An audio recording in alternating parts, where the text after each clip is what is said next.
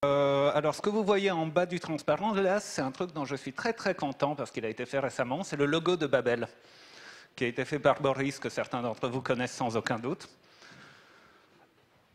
Alors, ce que je vais faire, c'est que je vais d'abord faire une introduction très élémentaire. Je vais prendre une dizaine de minutes pour vous montrer des jolies images et pour être extrêmement élémentaire. Et ça, c'est pour que vous m'aimiez bien, parce qu'après, je vais passer 20 minutes à vous montrer des grosses formules qui font peur.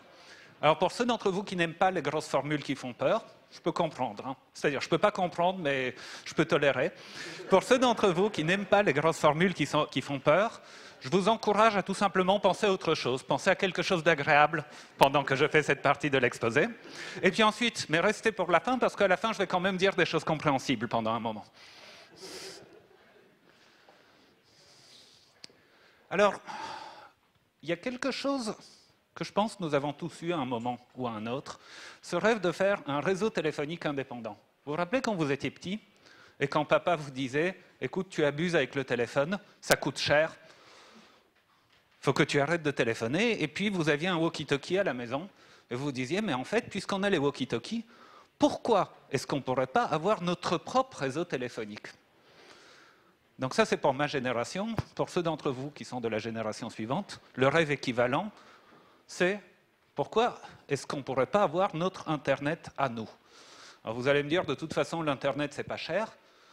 Je pense qu'il y a pas mal de motivations, il y a pas mal de raisons de rêver de ça. Les exposés qui ont précédé vous ont sans aucun doute parlé de certaines de ces motivations. Je ne vais pas parler de motivation ici. Je vais supposer que si vous êtes là, c'est que vous partagez ce rêve-là.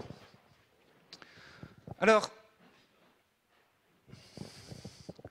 le problème, pour faire notre propre réseau téléphonique, c'est que dans un réseau téléphonique, normalement, il y a des centraux téléphoniques. Donc ça, c'est un central du début du siècle. On me dit qu'il ne ressemble plus à ça, maintenant.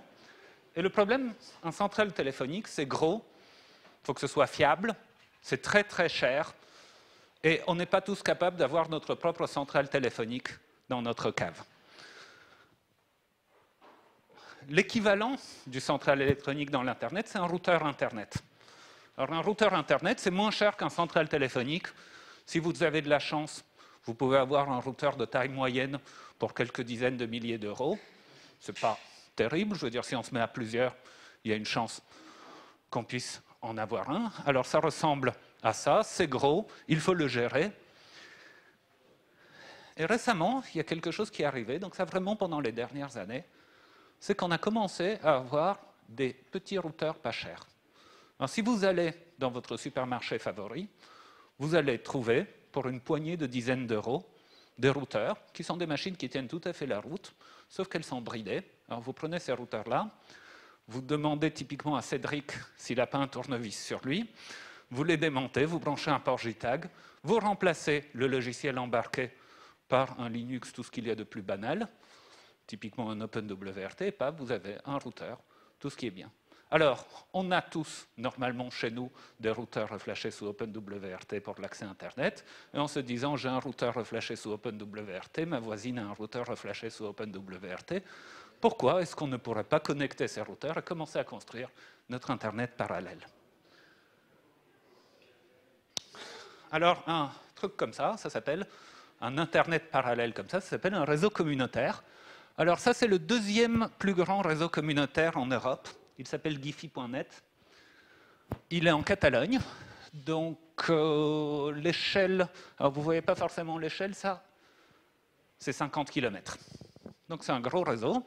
Pour des milliers de personnes, c'est l'accès principal à l'Internet, ce réseau-là. Il est partiellement financé par le bénévolat et partiellement financé par les pouvoirs locaux. Et bon, c'est un réseau qui a été déployé et qui fonctionne. Alors, Guifi.net, c'est un réseau classique. Ce n'est pas un réseau mesh.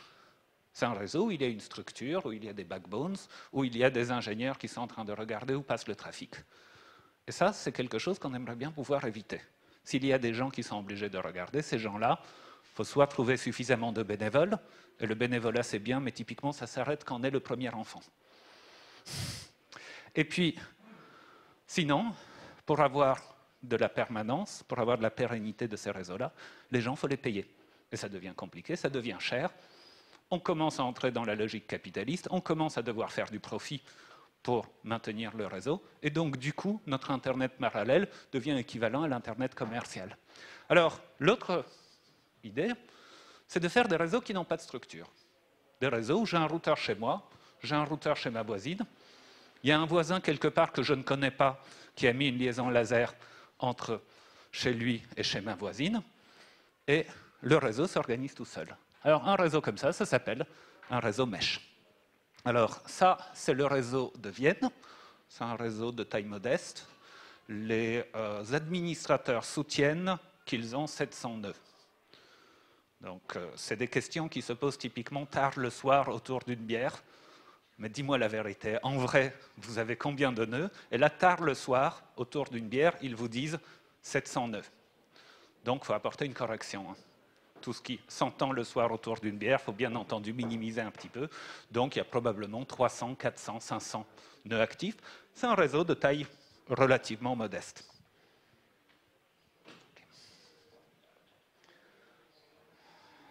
Alors, des réseaux mesh, il y a une autre application à part l'accès Internet, c'est l'application de la téléphonie peu chère ou gratuite pour les pays du tiers-monde. Alors, si vous allez dans un pays du tiers-monde, alors je ne suis pas en train de parler de pays catastrophés, je suis en train de parler d'endroits comme les mauvais quartiers de Johannesburg en Afrique du Sud, par exemple, eh bien, les gens là-bas, typiquement, ils ont tous des téléphones portables. Et il y a une partie non négligeable de leurs revenus qui passe en forfait de téléphonie portable. Alors, l'idée naturelle serait de dire, puisqu'il y a une bonne partie de ces conversations qui sont des conversations locales, maman, c'est quelle marque de tomates que tu voulais déjà quand vous êtes au supermarché? Eh bien, ces choses-là, elles pourraient très bien passer par un réseau mesh local. Alors, il y a un projet très intéressant qui s'appelle Mesh Potato. Désolé pour le jeu de mots, il n'est pas de moi. Qui vise justement à développer ces technologies-là. Donc, à avoir des petits boîtiers, des patates mesh. Vous livrez à 100 € pièce 200 patates mesh à un entrepreneur local. Il les installe, le réseau s'auto-organise et il peut fournir à bas prix de la téléphonie aux gens qui habitent dans le quartier. C'est un projet que je trouve très, très intéressant. Alors, ça, c'était la partie jolies images. Et maintenant, je vais quand même vous dire des choses. Et pour commencer, je voudrais... Donc, normalement, on vous a expliqué juste avant ce que c'était que l'Internet, et vous en pensez du bien. Mais je voudrais quand même clarifier les choses. Alors, l'Internet, c'est un réseau. Il y en a d'autres de réseaux. L'Internet, c'est un petit peu le plus gros. C'est un petit peu celui qui nous fascine tous. Mais c'est un réseau. Et en particulier, je voudrais insister sur le fait, il y a une confusion que beaucoup de gens font, c'est très différent du web. Le web, c'est une application. C'est une des nombreuses applications qui tournent sur l'Internet. Alors, des applications Internet, il y en a d'autres. Vous avez le courrier électronique, vous avez les news, vous avez le transfert de fichiers pair à pair. Tout ça, ce sont des applications qui tournent sur l'Internet. Alors, le web, bien entendu, c'est la plus importante des applications, de toutes ces applications, mais ce n'est qu'une des applications. Et aujourd'hui, je ne vais pas du tout vous parler du web, je ne vais pas du tout vous parler d'applications, je vais vous parler de réseau. Donc en particulier, quand je dis Internet, je pense vraiment Internet, le réseau matériel qui est sous-jacent à toutes ces applications. Alors avant qu'on ait l'Internet, on avait déjà des réseaux à échelle globale, donc des réseaux à l'échelle de la planète. Il y en a eu deux qui étaient importants, c'était le réseau téléphonique, RTC pour réseau téléphonique commuté, et le télégraphe. Alors, vous avez tous appris à l'école que le téléphone avait été inventé par Alexander Bell. Ben, ce n'est pas vrai. Ce n'est pas vrai du tout, parce qu'on sait tous que toutes les choses qui valables ont été inventées par des Français. Et ça, c'est de la propagande anglo-saxonne. Le téléphone a été inventé par Jules Verne. Et je l'ai lu quand j'étais gosse, et je n'arrive pas à retrouver le bouquin où il invente le téléphone. Donc s'il y a quelqu'un qui connaît bien Jules Verne, j'aimerais bien que vous me retrouviez la référence. C'est La Suite de l'île mystérieuse. Mais je ne sais plus le titre et je ne le retrouve plus. Et dedans, il a cette idée de mettre des microphones et de connecter dans un village chaque chaumière par un câble à la mairie. Et là, il voit qu'il y a un problème. Il a un problème sérieux. Le problème, c'est que si on veut que tout le monde puisse parler à tout le monde, le nombre de câbles qu'on doit poser, il explose complètement. Alors ici, comme je n'avais pas envie de faire un gros diagramme, je vous ai dessiné un petit village où il y a 5 chaumières.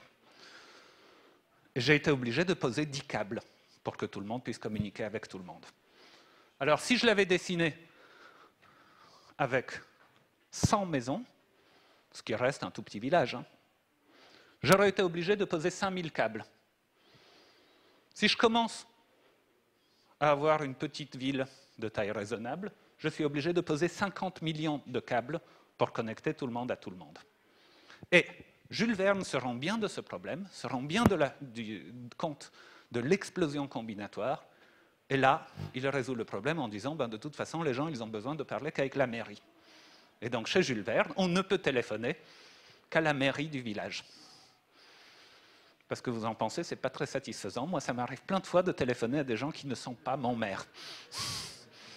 Ce que Jules Verne n'a pas su inventer, c'est la commutation. Alors, la commutation, c'est ce qui se passe là au centre.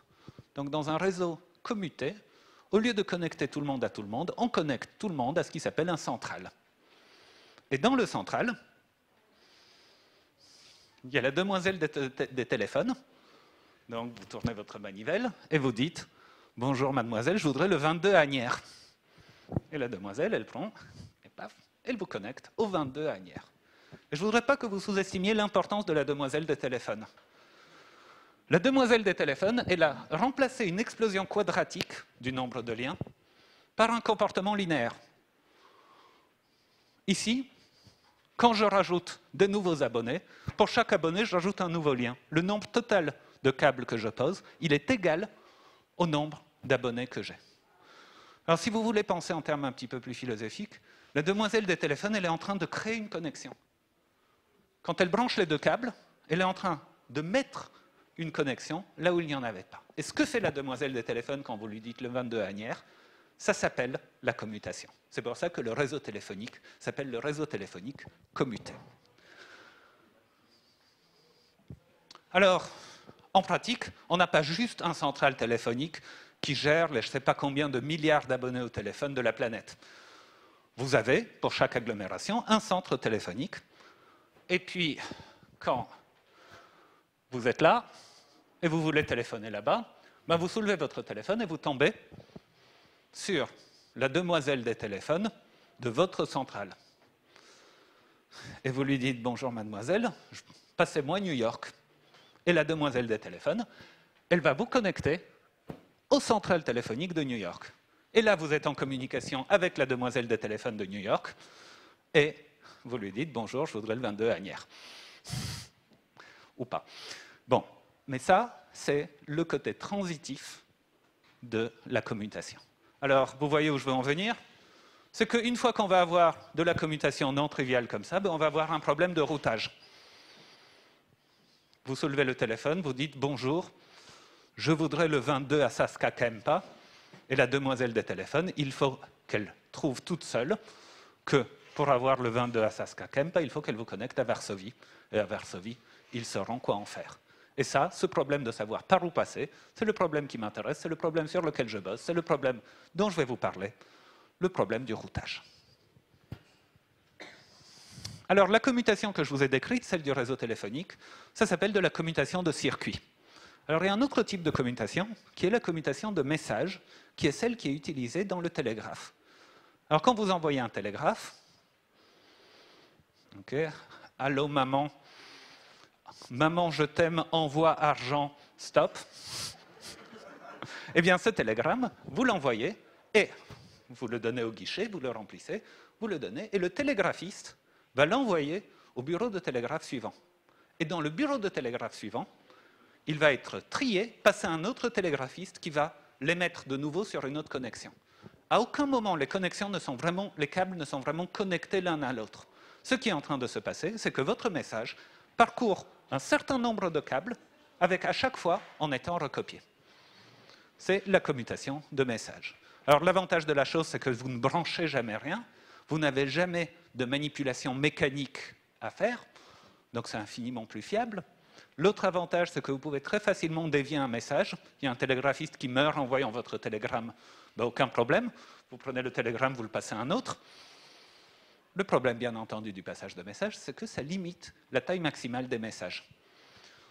Vous ne pouvez pas envoyer les œuvres complètes guerre et paix par télégramme. Le problème, il est très simple, c'est qu'aucun télégraphiste ne va arriver à envoyer tout guerre et paix par télégramme. Il va mourir de vieillage avant d'avoir transmis tout votre télégramme.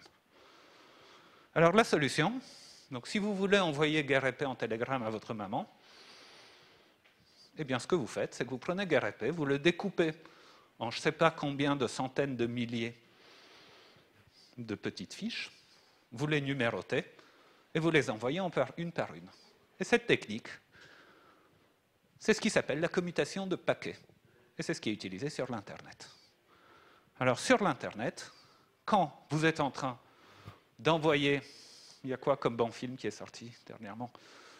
Bon, quand vous êtes en train d'envoyer une œuvre artistique, pour la partager avec vos amis, eh bien, le réseau va la découper en petits morceaux qui s'appellent des paquets, qui sont normalement limités à 1500 octets. Et ces paquets sont routés à travers le réseau de façon indépendante. Et à l'autre bout, le gars dit, le récepteur, dit, ben écoute, c'est bon, j'ai bien reçu les paquets 1 à 2537, mais le 238, il me manque. Et vous le réémettez. Alors s'il y a des erreurs, elles sont limitées à un paquet. Bon, je ne vais pas entrer dans les détails, mais ça a une conséquence qui est extrêmement importante et qui est absolument énorme. C'est le fait que le réseau ne sait pas ce que vous faites. Le réseau, tout ce qu'il voit, c'est des paquets qui sont routés individuellement. Il voit des petits fragments de communication de 1500 octets chacun. Et il n'y a que l'émetteur et le récepteur qui comprennent que ça constitue un flux de données, que ces données, elles vont ensemble, qu'il s'agit d'une conversation téléphonique, qu'il s'agit d'un transfert de fichiers ou qu'il s'agit d'autre chose. Donc, dans la suite de mon exposé, vous allez peut-être vous dire, mais il ne nous parle que de paquets. Mais moi, je veux faire de la voix. Moi, je veux voir un film. Pourquoi il nous parle de paquets? Ben, c'est justement à cause de ça. Mon réseau, le réseau, la partie dont je m'occupe, elle ne voit passer que des paquets qui sont complètement opaques pour le réseau. Et toute l'intelligence, tout ce qui permet d'interpréter ces paquets, c'est à la frontière du réseau, à l'émetteur et au récepteur. Alors, un Internet, I minuscule, ben c'est un réseau qui fait de la commutation de paquets et qui est composé de plusieurs réseaux interconnectés. Et les machines qui interconnectent les réseaux, ça s'appelle des routeurs. Alors l'Internet, avec un I majuscule, qu'on veut très clair, l'Internet global, ben c'est le plus gros de tous les Internets. Alors il n'existe pas forcément, il pourrait y en avoir deux de taille égale, mais dès qu'on les interconnecte, ils n'en feront plus qu'un. C'est très très difficile d'avoir deux Internets et qu'il n'y ait pas quelqu'un quelque part qui les interconnecte. Donc la dynamique naturelle de l'interconnexion, c'est qu'il y a un Internet qui est énorme, et puis il y a tout plein de petits Internets, mais qui sont vraiment de la poussière à côté. Donc quand chez vous, votre réseau est déconnecté de l'Internet parce que votre fournisseur ADSL s'est encore planté, eh bien à ce moment-là, chez vous, vous avez un Internet séparé de l'Internet global. Mais il est bien entendu infiniment plus petit que l'Internet global. Alors, ce qui m'intéresse dans la vie, moi, c'est le routage. Le routage, c'est le problème. J'ai un paquet qui est arrivé, on me dit, tu veux bien l'envoyer à telle adresse, à qui je le passe? Alors, le routage, c'est le problème des routeurs. Voici un routeur. Voici un autre routeur. Alors, ce que j'essaye de vous dire ici, c'est que les routeurs, vous n'avez pas vraiment envie de les configurer à la main. Que New York, c'est cette prise-là, vous n'avez pas envie de le mettre parce que de toute façon, vous n'y comprenez rien. Ce que vous voulez, c'est que les routeurs se configurent de façon automatique avec aussi peu d'intervention humaine que possible. Eh bien, ça, c'est le rôle de l'algorithme de routage ou du protocole de routage, et c'est ce dont je vais vous parler aujourd'hui. Alors, les algorithmes de routage, ils peuvent... Non, en fait, non. Alors, voici un petit exemple de réseau. Alors, dans ce réseau, j'ai 5 routeurs, et moi, on va dire que je suis B, qui est en bleu là-haut. Et mon but, c'est de savoir à qui envoyer les paquets. On me donne un paquet, envoie-le à S, il faut que je sache ce que j'en fais. Et en fait, moi, je n'ai pas besoin de connaître le réseau. Je n'ai pas besoin d'avoir en tête la topologie complète du réseau. Je suis comme la demoiselle des téléphones, qui n'a pas besoin de savoir où c'est New York. Tout ce qu'elle a besoin de savoir, c'est que quand on lui dit « Mademoiselle, passez-moi à New York », eh bien, c'est cette prise-là où elle met la fiche. Et moi, c'est pareil. Tout ce que j'ai besoin, c'est pour chaque destination possible, de savoir à qui j'envoie le paquet. Alors, je maintiens, pour chaque destination possible, une valeur qui s'appelle le next stop. Et le next stop, c'est tout simplement le routeur auquel je passe les routeurs pour les paquets pour une destination donnée. Alors ici, par exemple, il y a un routeur S à gauche. Et ce routeur S, quand j'ai un paquet à lui envoyer, je le passe au routeur A. Donc le next stop de S, c'est A, c'est ce que dit cette table. Et le but de l'algorithme de routage, ça va être de construire une table de routage dans un réseau. Et l'algorithme que je vais essayer de vous présenter en une dizaine de minutes maintenant, ça va être sportif, c'est l'algorithme de Bellman-Ford ou l'algorithme par vecteur de distance, que j'aime beaucoup parce qu'il est simple, on peut l'expliquer à des gens qui n'ont jamais fait de routage. Bon, vous me direz si c'est possible de l'expliquer à des gens qui n'ont jamais fait de routage avant. Il est utilisé dans BGP, donc une variante du vecteur de distance est utilisée dans BGP, qui est le protocole qui fait que l'Internet tient. Le protocole qui reconnecte tous ces petits morceaux de réseau qui constituent l'Internet, ben c'est BGP. Et d'autre part, il est utilisé dans Babel, qui, il se trouve, est mon protocole de routage favori. Donc, je ne vais pas me refuser de vous en parler. Alors, avant de vous parler de Bellman-Ford, je vais vous parler d'un protocole qui est faux. Je vais vous montrer comment il marche, parce qu'il est très proche de Bellman-Ford, mais il est subtilement faux, et on va le voir dans un instant. Alors, l'idée de Bellman-Ford, c'est très simple, du protocole d'accessibilité naïf, elle est très simple. C'est que, périodiquement, chaque routeur annonce à tous ses voisins qu'il sait joindre. Donc, vous êtes là, vous voulez parler à New York, vous écoutez autour de vous, et vous écoutez qui dit « je sais joindre New York ». Et si quelqu'un de vos voisins dit « je sais joindre New York », eh bien, vous l'installez dans votre table de routage comme étant l'intermédiaire, comme étant le next stop pour aller à New York. Alors, initialement, donc ici, je m'intéresse uniquement à S comme destination, et initialement, personne ne sait joindre S. Et puis, à un moment, S va annoncer « hé les mecs, moi je sais joindre S ». Normal, il est S. Et là, A se dit « ah ben cool, puisque S, il sait joindre S, les paquets destinés à S, j'ai qu'à les envoyer à S ». Il installe S dans sa table de routage. Mais il est solidaire, je vous rappelle que c'est de la coopération tout ce qui se passe ici. Donc il annonce à tous ses voisins « au fait les mecs, je sais joindre S maintenant ». Alors il l'annonce à S, S il en a rien à fiche, le fait que A sache joindre S, S il en a. Mais par contre, B et C, ça les intéresse vachement, et quand ils entendent que A sait joindre S, eh bien ils installent A dans leur table de routage. Ça y est, on a convergé, chacun sait joindre S. Alors là, ça a l'air très joli, jusqu'au moment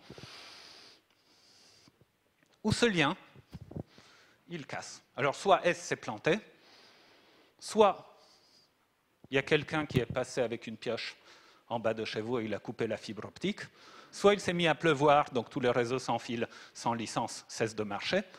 À ce moment-là, vas-y. Non, Moubarak, il est plus malin. Il va continuer, il va annoncer « c'est moi qui sais joindre S ».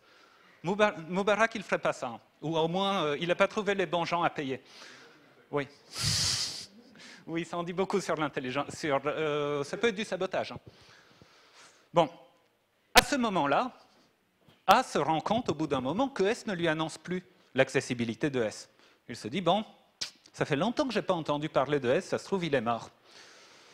Ça se trouve, il ne va pas, alors il pourrait essayer de lui téléphoner pour voir s'il va bien, mais rappelez-vous ce qui se passe. Tous les gens qui savent joindre S, ils annoncent « je sais joindre S ».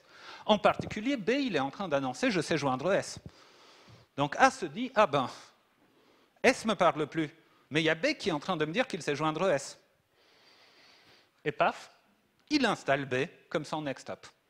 Alors regardez ce qui se passe, les paquets destinés à S, A les envoie à B, B les envoie à A. Ping-pong. Bon, mais on va dire que B, il se rend compte au bout d'un moment que... pardon, ici on a terminé. On est dans la situation de ping-pong. A envoie les paquets à B, B à A, C envoie les paquets à A. Tout se passe très mal. Les paquets ne sortent jamais du réseau. Alors ici, dans cet exemple, de toute façon, S était inaccessible. Mais si je vous avais mis un autre lien par là, eh bien, on n'aurait pas su récupérer le lien parce que A et B ne se rendent plus compte que les données qu'ils ont, elles sont obsolètes. Ce qui est en train de se passer, c'est que A et B sont en train de s'échanger des données ils sont en train d'entrer dans un processus de déception mutuelle. Il y en a un qui dit « je sais joindre S », l'autre lui répond « je sais joindre S », donc ils se disent « tout va très bien ». Alors Bellman-Ford,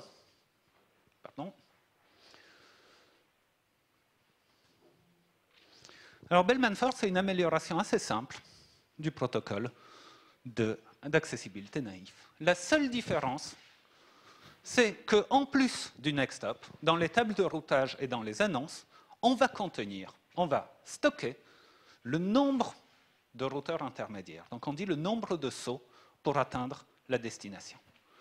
Et puis, ces données, on va les stocker dans la table de routage. Pour pouvoir annoncer les choses, il faut bien qu'on les stocke quelque part. Alors voici le même exemple avec Bellman-Ford.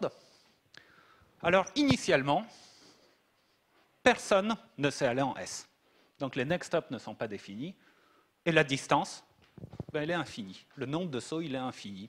C'est une façon de noter le fait qu'on ne sait pas les atteindre. Alors, à un moment, S va annoncer à A, et A, moi je sais joindre S en 0 saut. Ben oui, S, pour joindre S, il a besoin de faire 0 saut. Alors A se dit, ah ben cool, dans ce cas-là, je sais aller en S. Pour aller en S, je passe par S, et ça va prendre un saut. Et il annonce ça à ses voisins. Donc B et C entendent tous les deux, ah, il y a A qui sait aller en S en un saut, et donc, ils vont noter le fait qu'ils savent y aller à travers A, mais eux, en 2 sauts. Et là, ça y est, on a fini, on a construit nos tables de routage. Alors, qu'est-ce qui se passe quand le lien casse? Donc, on est dans la même configuration que tout à l'heure, le lien casse, et à un moment, A se dit, ah, mais je ne peux pas passer par S, je ne l'entends plus. Il se dit, mais ça va. B, il est en train de m'annoncer qu'il sait aller en S en 2 sauts. Donc, en passant par B, je peux y aller en 3 sauts. Et il annonce à B qu'il sait aller en S, mais plus en 1 saut comme avant, mais en 3 sauts. Alors B se dit, ah mais je ne sais plus y aller en 2 sauts, puisque A, il a besoin de 3 sauts. Mais j'ai mieux. J'ai mon voisin C. Mon voisin C, il est toujours en train de m'annoncer qu'il sait y aller en 2 sauts. Donc, en passant par C, je vais pouvoir y aller en 3 sauts. Et donc, B change la route et pointe sur C pour aller en S, cette fois-ci en 3 sauts. Alors là, C, qui allait en A, se rend compte qu'il y a un problème aussi. Alors il se dit, ben, pas de problème, je vais aller en 4 sauts. Donc, vous voyez, il y a une boucle. Il y a A qui envoie les paquets à B, B qui les envoie à C, C qui les envoie en A. Et puis là, A, il va se rendre compte qu'il y a un problème. Il va augmenter sa métrique. Il va passer à 4, etc., etc. Donc ils sont en train d'augmenter leur métrique, et ces métriques, à un certain moment, elles vont atteindre l'infini. Et quand elles atteignent l'infini, ben on sait tous que c'est cassé. Alors le problème, c'est que c'est très très lent. Ça demande un temps qui est proportionnel à l'infini. Alors la solution, elle est très simple, il suffit de choisir des basses valeurs pour l'infini. Allez, tout ce qui dépasse 16, je dis que c'est l'infini. Alors ça m'empêchera d'avoir des réseaux qui ont un diamètre de plus de 16. Mais par contre, au bout de 16 coups, j'aurai fini. Qu'est-ce que je suis en train de dire ici en termes un petit peu plus techniques? C'est que je travaille dans des espaces bornés, pas dans l'espace des entiers, et que ces espaces bornés, il faut que je m'assure qu'ils sont co-bien fondés, et on va espérer qu'ils sont co-bien fondés de telle façon que la convergence se fasse vite. Alors, ce n'est pas très satisfaisant comme solution. J'espère que vous me l'accorderez, mais par contre, j'espère que je vous ai convaincu que ça marche. Donc, Bellman-Ford converge. Il converge en présence de nouveaux liens, en un temps qui est proportionnel au diamètre du réseau, donc très vite. On ne peut pas faire mieux. Il faut bien que l'information d'accessibilité, elle traverse le réseau. Et ça, on ne va pas y arriver en un temps qui est inférieur au diamètre du réseau. Par contre, la convergence, dans le cas où il y a un lien qui est cassé, elle est proportionnelle à la valeur de l'infini, c'est-à-dire très lente. Alors il y a un slogan, je ne sais plus où je l'ai lu, mais je l'aime bien, c'est « Good news travels fast, bad news travels forever ». Les bonnes nouvelles se propagent vite, alors que les mauvaises nouvelles, elles mettent un temps infini, littéralement, à se propager. Okay. Et donc, la solution standard, c'est de choisir une petite valeur pour l'infini. Okay. Alors, ce que je vous ai présenté là, en gros, c'est RIP, un protocole pour réseau filaire qui marche relativement bien avec les problèmes de convergence en cas de mauvaises nouvelles dans le réseau. RIP, il est tout à fait adapté aux petits réseaux filaires. Dans un réseau filaire, le lien ne se plante pas tout le temps. Si vous avez vos routeurs qui, en fonctionnement normal, se plantent, c'est que vous avez quelque part un problème dans votre réseau. Donc RIP, typiquement, il va mettre quelques dizaines de secondes à converger quand un lien va casser. Vos utilisateurs, ils n'ont qu'à attendre. Ce n'est pas un problème. Et RIP, donc, il a mauvaise presse à cause de ces problèmes parce que les gens l'ont appliqué à des réseaux trop grands. Donc il marche mal dans les grands réseaux, mais dans les petits réseaux, ça veut dire moins d'une centaine de routeurs. Dans les petits réseaux, il marche de façon absolument nickel, et la plupart des gens qui sont en train de souffrir à essayer d'utiliser OSPF sur leur routeur chez eux, ils se trompent. Ils devraient tout simplement utiliser RIP, parce que c'est un truc qui marche. Par contre, ça marche très très mal dans un réseau maillé. Et en fait, tous les protocoles prévus pour réseau filaire ne marchent pas, c'est pas qu'ils marchent mal, mais en pratique, ils ne marchent pas du tout dans les réseaux maillés. Donc la solution, c'est soit de tricher, soit de dire notre réseau il n'est pas maillé, on va le configurer, c'est ce que font les gens de Giphy.net, ou d'essayer de développer des nouveaux protocoles de routage. Alors qu'est-ce qui est différent dans les réseaux maillés? Ben, le premier truc, c'est le plus évident, c'est qu'un réseau maillé, c'est un réseau qui est instable. L'instabilité, la panne d'un routeur, qui est quelque chose d'exceptionnel dans un réseau filaire, dans un réseau maillé, c'est la norme. Alors quand je dis c'est la norme, ça ne veut pas dire que ça arrive. Ça veut dire qu'il y a tout le temps des morceaux du réseau qui sont en train de tomber en panne. Un routeur, ça tombe en panne tous les 3 ans. Ce qui veut dire que si vous avez 1000 routeurs, un petit routeur du grand public, si vous avez 1000 routeurs, vous en avez un en moyenne qui tombe en panne tous les jours. Si vous avez 10 000 routeurs, il y en a un qui tombe en panne toutes les 2 heures. Mais ce n'est pas tout. En plus, il y a de la radio. En plus, il y a des gens qui titubent sur une corde d'alimentation. En plus, il se met à pleuvoir. La radio cesse de se propager. Et donc, ce qui est en train de se passer dans un réseau maillé, c'est que ce n'est pas un réseau qui est comme ça. C'est un réseau qui est tout le temps en train de bouger. La topologie, elle est tout le temps en train de changer. Et votre protocole de routage, il faut non seulement qu'il se comporte bien après une panne, mais qu'il se comporte pendant que la panne est en train d'arriver. Le deuxième problème, c'est qu'il y a des liens marginaux. Alors tout à l'heure, dans mes exemples, j'ai choisi les chemins les plus courts. C'est ce que fait RIP, c'est ce que fait Bellman-Ford, il choisit le moindre nombre de sauts. Dans un réseau maillé, ce n'est pas clair que le moindre nombre de sauts, ce soit la bonne route. La meilleure route n'est pas forcément la plus courte. Il vaut parfois mieux prendre 2 sauts de bonne qualité plutôt qu'un seul saut où il y a un taux de perte de paquets qui est monstrueux. Et donc, on a besoin d'inclure cette intelligence dans nos protocoles de routage. Alors ça, c'est les raisons qui sont intuitives, qui sont naturelles, et pour lesquelles les protocoles de routage pour réseau filaire marchent mal dans les réseaux maillés. Mais il y a aussi une raison qui n'est pas du tout intuitive, mais qui, elle, dit que ces protocoles ne vont pas du tout marcher. C'est que dans un réseau filaire, jamais vous sortez par le même câble que par lequel vous entrez. Si je reçois sur une de mes interfaces réseau un paquet, ce paquet, je vais le faire suivre sur une autre interface. Dans un réseau sans fil, si ça c'est un routeur sans fil, il peut très bien ressortir sur la même radio que celle sur laquelle il est entré. Et ça, aucun des protocoles classiques pour réseau filaire n'est capable de le gérer. Alors là, je pense que je vous ai suffisamment assommé avec des grosses tables, donc je ne vais pas entrer dans les détails, je vais juste vous dire que ça fait 15 ans qu'on est en train de travailler sur ces choses-là, qu'on a fait énormément de bonnes choses, qu'on a fait aussi un peu de mauvaises choses, mais bon, c'est des choses qui arrivent, c'est ça la recherche, et qu'en gros, il y a 2 approches. Il y en a une qui consiste à dire, ben, les protocoles classiques, ils ne marchent pas. Donc, on réinvente tout à partir de 0. Alors, les deux protocoles dominants dans cette approche, c'est OLSR. Donc, OLSR, c'est celui qui est utilisé, par exemple, à Funkfeuer, que je vous ai montré tout à l'heure, le réseau de Vienne. C'est Batman. Alors, Batman, c'est ce qui est utilisé par le Mesh Potato. Et l'autre approche, pour les gens qui sont plus habitués aux protocoles de réseau classique, plus satisfaisantes, ça veut dire, ben voilà, pourquoi est-ce qu'on ne prendrait pas les techniques classiques, genre vecteur de distance, comme on fait depuis qu'on est tout petit? On regarde où sont les problèmes, on les corrige.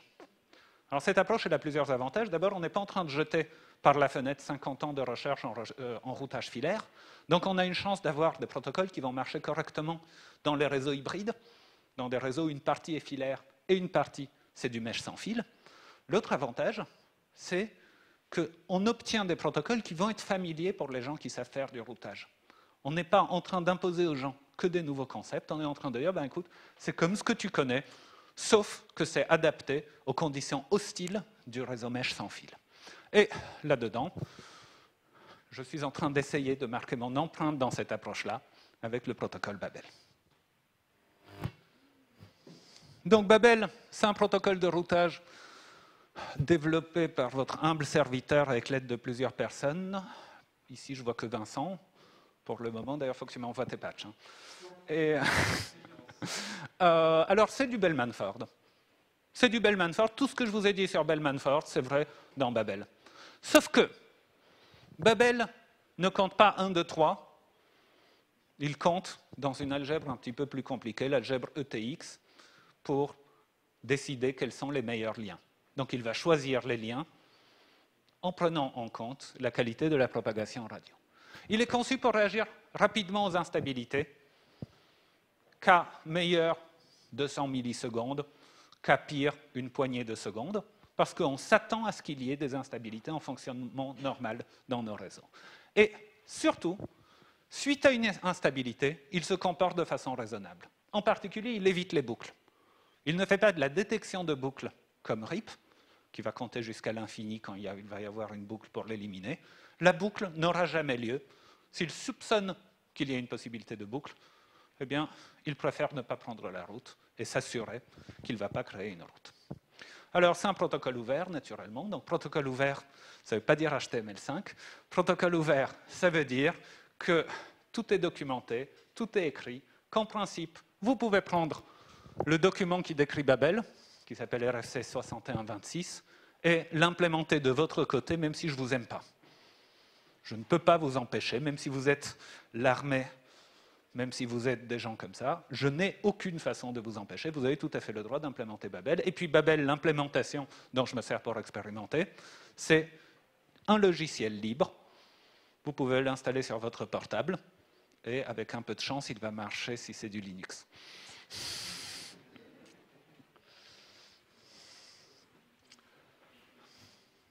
Alors moi, j'ai un problème dans la vie, j'adore faire les exposés. Je déteste écrire des conclusions. Donc, il n'y a pas de conclusion à cet exposé. Je vais juste vous dire qu'il y a des réseaux mesh qui sont déployés en production. Il y a des réseaux communautaires, il y a des réseaux de téléphonie dans le tiers-monde, il y a des réseaux d'entreprises, il y a des réseaux dans les centrales nucléaires.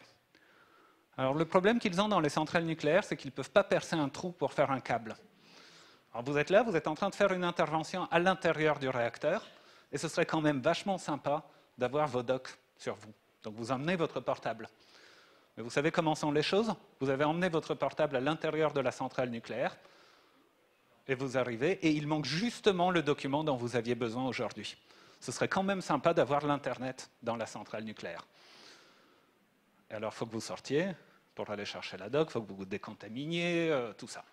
Alors, les gens qui font des centrales nucléaires adorent les réseaux mesh, parce qu'en fait, il y a des passages. Ils sont très compliqués. Le chemin qui traverse l'enclosure, le truc en béton autour du réacteur, il est très compliqué, mais en plaçant plein de routeurs mesh, on arrive à avoir de l'Internet à l'intérieur du réacteur.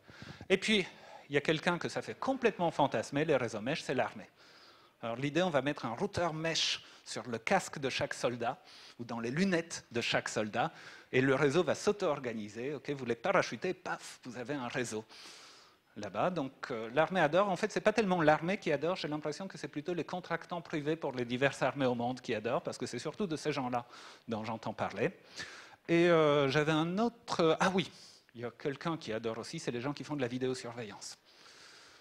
Eux aussi, c'est quelque chose, ils sont en train de promettre que vous allez avoir de la vidéosurveillance en haute qualité et vous n'allez pas avoir besoin de câbler. Bon. Et puis Babel, il a implémenté, il fonctionne, il a été montré dans 2 publications indépendantes comme étant efficace et surtout, il est entièrement documenté. Je vous remercie pour votre attention.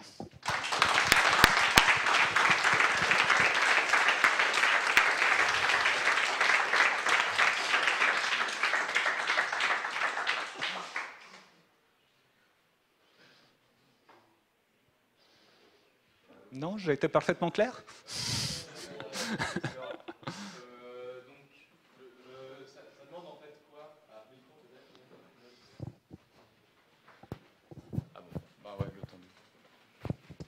Donc, Babel est implémenté et fonctionne et efficace. Plutôt, tu disais que on n'a pas spécialement envie de chercher la bonne prise où il faut brancher le câble. Donc, Babel, à ce niveau-là, c'est quoi le mode opératoire? Est-ce que ça fonctionne, je sais pas, de manière aussi spontanée que, je sais pas, moi. Un ordinateur Apple? Alors, l'idée... Il marche, là? Ouais. Alors, l'idée... Donc, le principe de fonctionnement, ce qu'on est en train d'espérer, c'est que tu prends ton routeur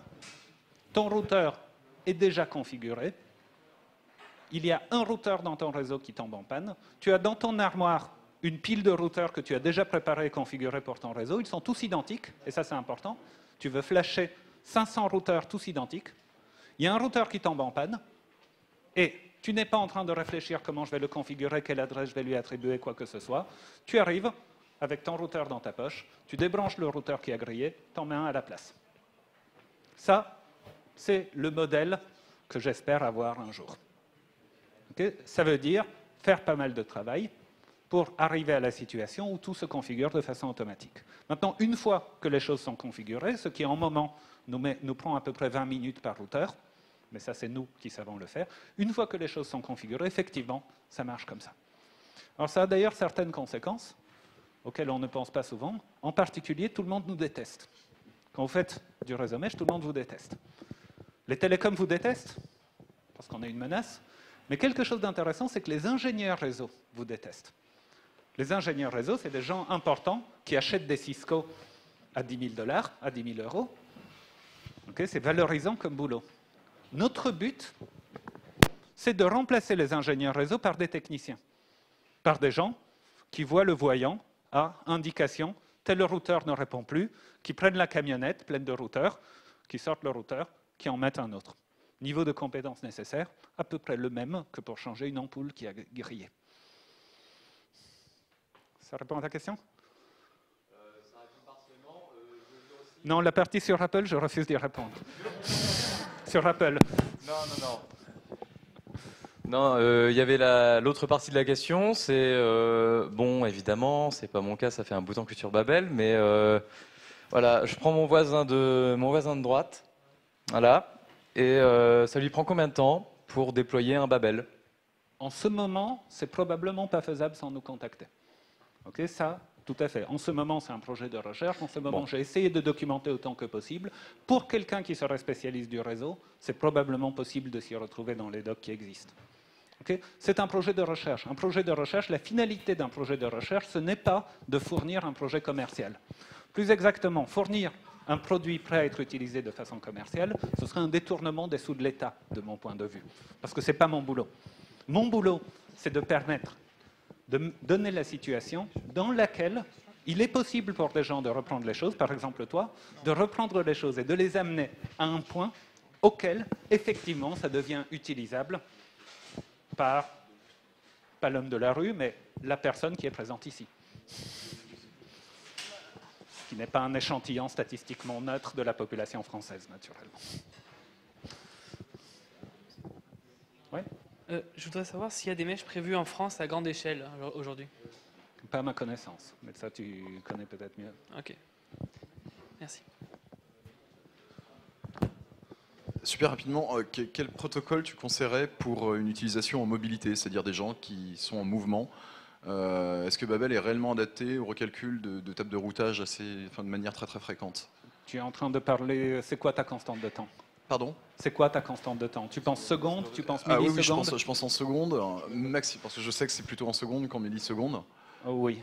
Alors, en ce moment, Babel converge en un temps qui est 3 fois une valeur que tu choisis. Choisis une valeur. On va mettre, je sais pas, 2 secondes. Alors, si tu choisis 2 secondes, tu vas payer pour Babel de l'ordre de... Donc, juste pour cette partie-là de Babel, la partie qui fait qu'il converge vite, tu vas payer un paquet toutes les 2 secondes. Donc, il y a un échange de paquets qui se fait toutes les 2 secondes, et tous les 3 échanges de paquets, Babel va reconverger. Maintenant, si tu as des liens suffisamment rapides pour pouvoir te permettre de descendre cette constante de temps, tu peux la descendre, mais je ne te cache pas que ça n'a jamais été testé en dessous de la demi-seconde pour la constante de temps en question. Juste un truc, on parle de taille. Un réseau Babel, tu disais RIP très bien pour des réseaux de 100 routeurs. Babel? Babel, je parie 10 000. Jamais testé au-delà de 30.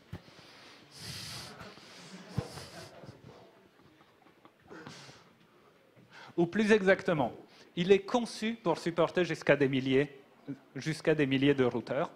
En pratique, quand on passe les choses à l'échelle, on a toujours des problèmes imprévus. Donc le fait que je l'ai prévu pour pouvoir fonctionner jusqu'à des dizaines de milliers de routeurs, ça ne veut pas dire qu'en vrai, il va fonctionner quand on va tester.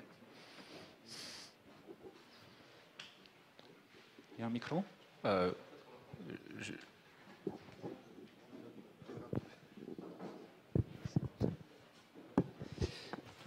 Concernant donc un réseau Babel, si par exemple moi je veux pouvoir en fait construire mon réseau Babel, en fait de quelle manière je vais me connecter avec quelqu'un d'autre et comment, enfin voilà, c'est ça qui me... Donc, est-ce qu'il n'y a pas quelqu'un qui a une Fonera sur lui? Ce serait pas complètement étonnant? Oui, on a un tout, j'ai oublié de l'amener parce que j'aimerais bien la montrer justement, je pense que c'est le moment. Alors,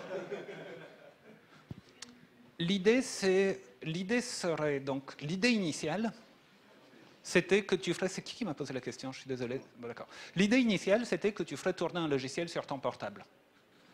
Alors, en fait, c'est des choses qui sont extrêmement peu fiables. Quand vous faites tourner le routage sur le matériel des utilisateurs, il suffit d'un utilisateur qui bloque le trafic parce qu'il y a Windows Firewall qui s'exécute, et votre réseau, il est mort. En pratique, c'est ingérable.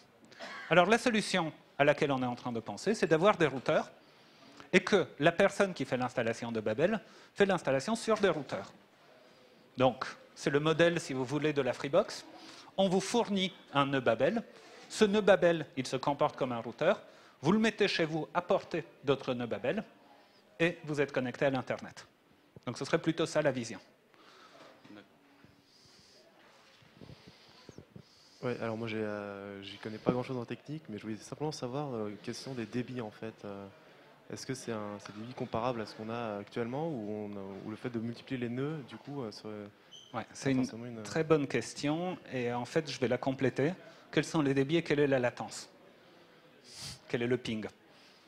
Alors, les débits dans la version... Donc en ce moment, il y a 2 versions de Babel. Donc, excusez-moi. Ce petit boîtier, donc normalement il a un couvercle, c'est les routeurs qu'on utilise en ce moment. Donc ces routeurs, on les a à 9 € pièce, non? Un truc comme ça? Non, mais ils sont vendus officiellement 19 $, mais on les a, je crois, à 5 ou 9... Oui, mais en sortie d'usine, il faut en acheter 20 000. Mais, alors, voilà. Alors l'idée de ces routeurs-là, ce serait qu'on a ces routeurs qui nous coûtent 5 $, qui nous coûtent une poignée d'euros pièce, et on vous les fournit. Et on les fournit avec préconfigurés et installés, préconfigurés pour interagir avec un réseau Babel existant. Ce serait plutôt ça. Alors, le débit de Babel, le Babel officiel, celui qui est défini dans RFC 6126, c'est 2 puissance moins n, où n est le nombre de sauts. Plus en langage normal, ça veut dire qu'à chaque fois que vous prenez un saut de plus, vous divisez par 2 le débit. Donc vous commencez avec le débit du Wi-Fi, 54 mégabits. Au bout de 10 sauts, vous avez divisé par 1000 votre débit. Il ne faut pas faire 10 sauts. Un saut filaire ne vous coûte rien. Un saut sans fil vous divise par 2 le débit. En ce moment, je suis en train de travailler. Donc, si vous pensez par exemple que vous êtes à 4 sauts de votre destination, ce qui est plutôt ce qui arrive en pratique, vous avez le débit qui est divisé par 16. Alors 54 mégabits divisé par 16, il ne faut pas cracher dessus. Ça reste encore des débits qui sont tout à fait confortables. Alors en ce moment, je suis en train de travailler sur une nouvelle version de Babel qui s'appelle Babel Z, qui elle vise à éviter cet effet. Et c'est quelque chose qui tourne entre 2 plantages en ce moment, donc je préfère ne pas vous en parler. Oui, juste pour finir rapidement, est-ce que ça serait pas intéressant de lancer une fondation un peu comme OLPC avec les PC dans le tiers-monde sur des box Wi-Fi comme ça et les commander en nombre important? Oui, mais c'est pas moi. Donc, ce qui se passe, c'est que... Oui, non, mais tout ce qui se passe, les choses associatives, elles marchent quand les gens ils font ce qu'ils aiment. Moi, je ne suis jamais aussi heureux que quand, à 4 heures du matin, mon logiciel commence à tourner. C'est de ça que je vais m'occuper. Donc, je serais ravi qu'il y ait quelque chose de ce genre-là. Je serais ravi qu'il y ait des gens qui aient envie de s'occuper de ça. Mais ça, c'est pas ce que j'aime. Ben, merci beaucoup.